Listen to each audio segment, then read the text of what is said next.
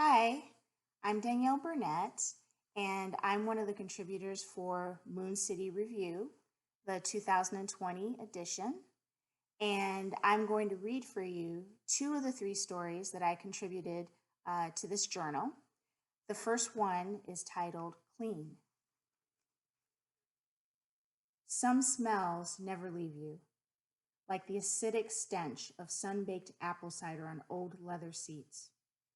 I only managed one swallow from the half-gallon jug before it slipped from my hands and spilled all over me, my car, everything. My blue moon splurge, gone, gone, gone. Can't even describe how pissed I was. So pissed I reveled in the stink, the only thing left. Until this pimply manager guy kicked me out of the Paradise Buffet's all-you-can-eat hour. Sir, your odor is offending the other customers, he said, loudly enough for the dead to hear. Wouldn't even let me move to a more out-of-the-way table, and I just sat down with my second plate. Felt like I'd dumped another jug of cider in my car. So I left and went to a wash and dry, the one next door to Vito's Pizza Palace, to defunk my floor mats. I know most of the people there now. Flannel Girl curls up on her dryer with coverless paperbacks, and Mikey slouches in a corner, calls his lovers, and tells everyone, come on, you know you're Mikey's only girl. They both bathe in cheap candy cane cologne. I used to bum quarters off of them when I was short. They don't have extra change anymore. I get it. I'm tired of me being short too. My favorites are Papi and Mamacita. They show up every Friday night at 7 with hangers, a white plastic basket, and a huge garbage bag of clothes. They snag a laundry cart. Papi rolls it back and forth to make sure it's not the one with the chase-your-tail wheel, and organize their laundry. Dickies and flowery scrubs on the bottom, girly hoodies in the middle, tiny dinosaur tees on top. Mamacita sprays something heavenly. I swear it smells like fresh squeezed orange juice on the folding table and wipes it shiny clean before placing her clothes there. During the wash cycle, they eat. Always burritos, stuffed with frijoles, pollo, and other goodies I can almost taste when I gulp the aromas out of the air. They caught me once.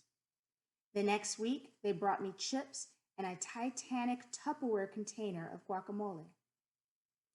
I was so embarrassed, I almost walked out of the wash and dry forever without my clothes. Almost. Glad I didn't. Otherwise, I'd be missing my weekly burrito. Granny used to come on Wednesdays. Said I reminded her of her grandson, that he's a free spirit like me. She usually smelled like the good kind of skunky, the kind that goes good with late-night burgers and fudge brownies.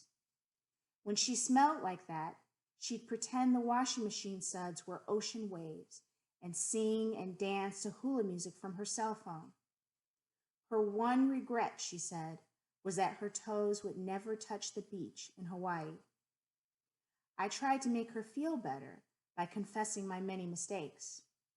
She shared her detergent and made me separate the lights from the darks. Told me hard times will pass, long as I stay clean. I listened. I swear I did. Then she stopped coming and I ran out of detergent. And I realized it doesn't matter anymore if my whites turn pink.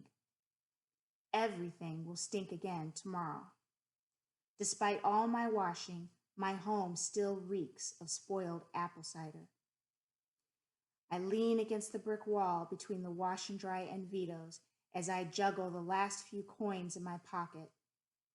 An old man wipes pizza sauce from his mouth. What a waste of a napkin. My whole body growls, asks me why it's so important to be clean.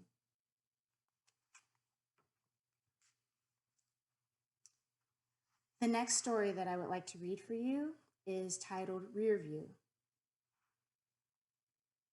She takes the yellow saucer eyes for headlights, the antlers for errant branches.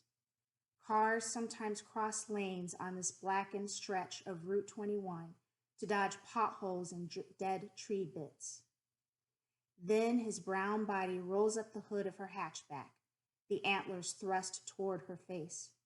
Steer right, her boyfriend says. She does, and the car jumps off the shoulder. Glass rains like hail, pitting her skin. The airbag burns her arm. She fears losing her half of their winged heart tattoo. She calls her sister, her cousin, her parents. No one answers.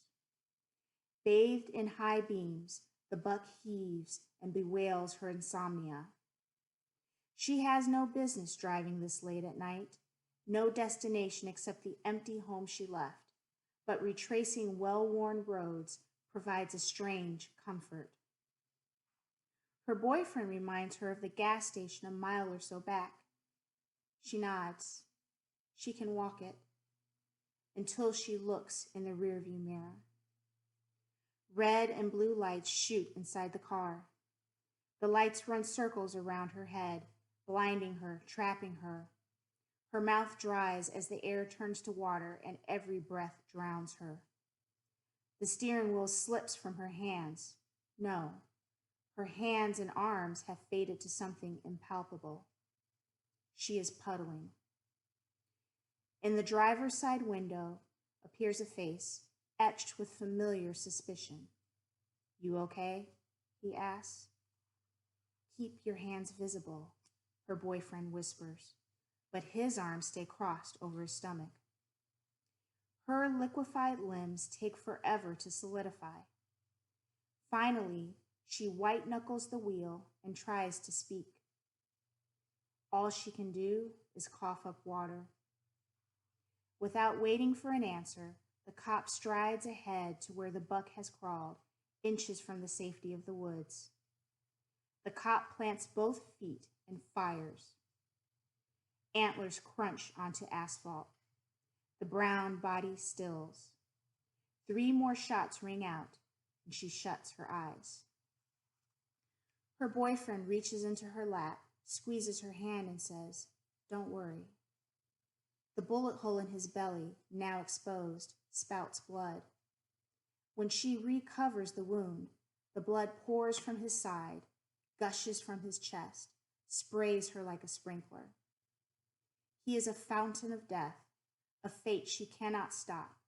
Yet again he says, "Don't worry." Hard knocks shake her window. "Roll it down," the cop orders. She glances around the car, struggles to remember the color of her wallet, where she stashed it, so she can tell him. Life depends on certainty. She implores her boyfriend for help, but the passenger seat is vacant. His brown eyes stare back from the rearview mirror. So I hope you enjoy what I've read, and I hope you check out my stories and all the other great stories that are in Moon City Review 2020 edition. Thank you.